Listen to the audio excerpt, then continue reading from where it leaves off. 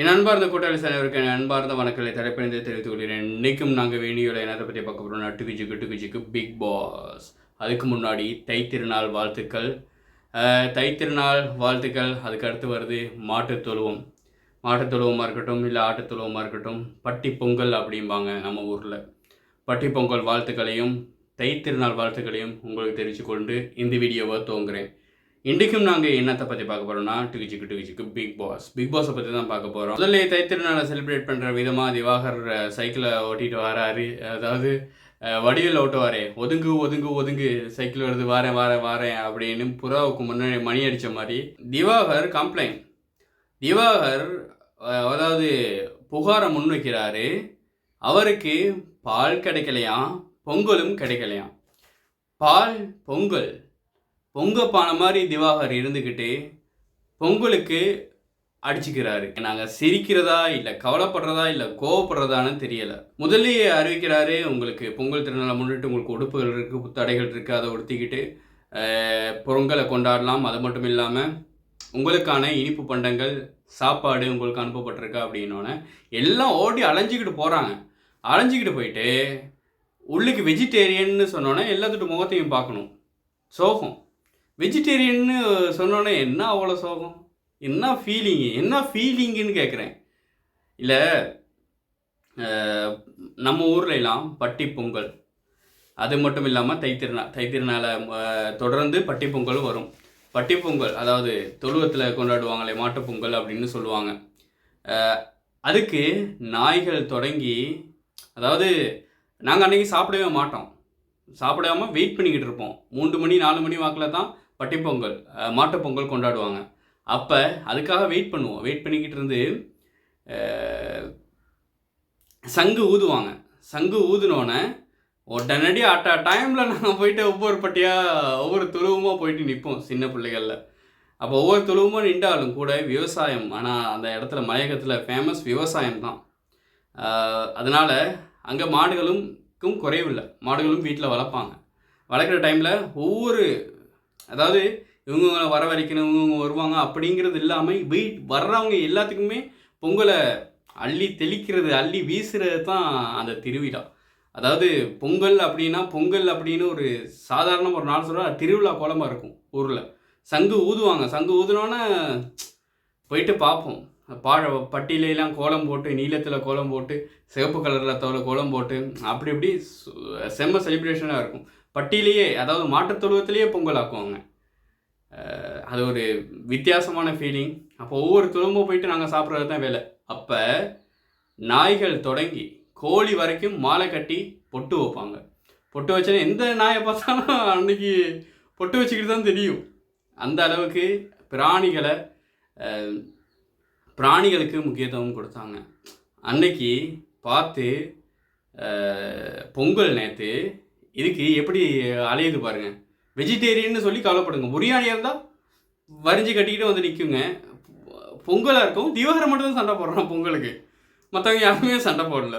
யார் நகைச்சுவை, உங்களுக்கு யார் பேசுன நகைச்சுவையாக இருந்துச்சு அப்படின்னா ஒவ்வொருத்தராக பேசிக்கிட்டு வரப்போ ஆதிரி இருந்து நசிவி விடுவா, அதுக்கு சிரிப்பு வரும் அப்படின்னாங்க.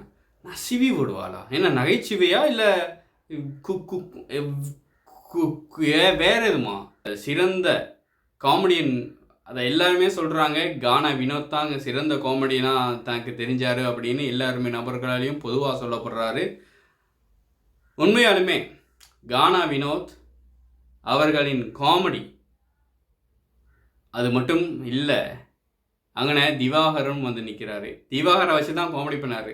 கவுண்டமணி எப்படியாவது தான் கவுண்டமணி தெரிய மாட்டார், செந்தில் இருக்கனால தான் கவுண்டமணியே தெரிஞ்சார். அதே மாதிரி திவாகர் இருந்தால் தான் வினோத்தும் தெரிஞ்சார். அது மாதிரியே வினோத்தும் சொல்லியிருந்தார், நான் காமெடி பண்ணுறதுக்கு காரணம் எல்லாம் திவாகரை வச்சு தான் இந்த காமெடியை பண்ணேன் அப்படின்னு வினோத் சொல்லியிருப்பார். அப்போ கூட பாருங்களேன், ஒரு காமெடியாக தான் இருந்துச்சு.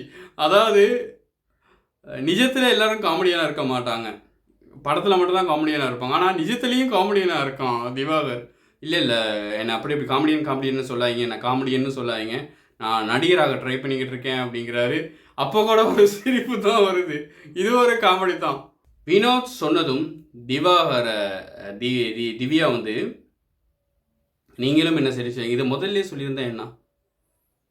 சொல்கிறது தான் சொல்கிறீங்க. வினோத் சொன்னோன்னு தான் திவ்யாவுக்கு தான் இருக்கோம் நீங்கள் எங்களையும் சிரிக்க வச்சிருக்கீங்க அப்படின்னு. அதுக்கு முன்னுக்கு திவ்யாவும் திவாகரும் அடிச்சுக்கிட்டதெல்லாம் தெரியாது. எவ்வளவு அடிச்சுக்கிட்டாங்க. எதை எடுத்தாலும் சண்டை தான். திவ்யாவுக்கும் திவாகருக்கும் தான் சண்டை இருந்தது கூட. அந்த டைமில்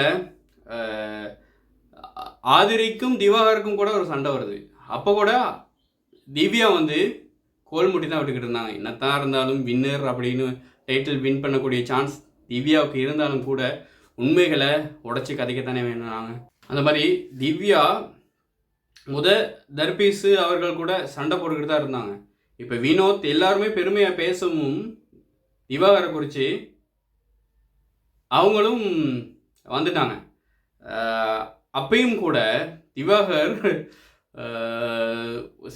இவ்வளோ நாள் சிரிக்க வச்சுக்கிட்டு தான் இருந்தீங்க அப்படின்னு திவ்யா சொல்லும்போது திவாகர் வந்து Cello I love you Cello I love you I love you அப்படின்ட்டு பின்னுக்கே போயிருந்தான்.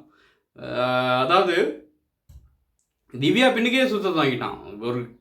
அதாவது திவ்யாவோட அடிச்சுக்கிட்டான் திவ்யாவும் திவாகரும் சண்டே தான். இப்போ திருப்பி திவாகர் வந்து திவ்யா பின்னுக்கே போகுது. சிவப்பு காய் முன்னாடியே போகுது, பின்னாடியே கருப்பு காயும் போகுது அப்படிங்கிற மாதிரி இருந்துச்சு இதை பார்க்குறப்ப. டைட்டில் வின்னரை யார் வருவா அப்படிங்கிறப்ப ஒன்று சொன்னாங்க, வினோத்தை சொன்னாங்க, அடுத்ததாக சொன்னாங்க சபரியை சொன்னாங்க. வினோத்தை விடவும் சபரி தான் எல்லாரும் மனசுல இடம் பிடிச்சிருந்தாரு. ஆனால் அந்த கார் டாஸ்கின் போது சபரி வந்து முன்னுக்கு வந்து உதவி செய்வார். அந்த டாஸ்க்கை சொன்னேன். அதாவது டிக்கெட் டு ஃபினாலி டாஸ்கின் போது கூட உடச்சிக்கிட்டு வந்து சாண்ட்ராவை காப்பாற்றிருப்பார். அதாவது தான் டிக்கெட் டு ஃபினாலி வின் பண்ண இருந்தும் போதும் கூட அவர் முன்னாடி வந்து காப்பாற்றிருப்பார் சாண்ட்ராவை. இருந்தாலும் கூட இந்த வாரத்தில் அவரோட பேச்சுக்களையோ எந்தவித அந்த செயற்பாடு குறைவாக இருக்குது. இந்த வாரம் தான் கொஞ்சம் ஜொலிக்க வேண்டிய தருணம். பார்க்கலாம் யார் வின் பண்ண போகிறா அப்படின்னு. திவ்யாவுக்கு தான் அதுக்கு கூடிய சான்ஸ் இருக்குது. இன்னும் ஒரு வீடியோவில் சந்திக்கலாம். அது வரைக்கும் வீடியோ உங்கள் கூட்டாளி எனக்கு ரோயல். பாய், டேக் கேர்.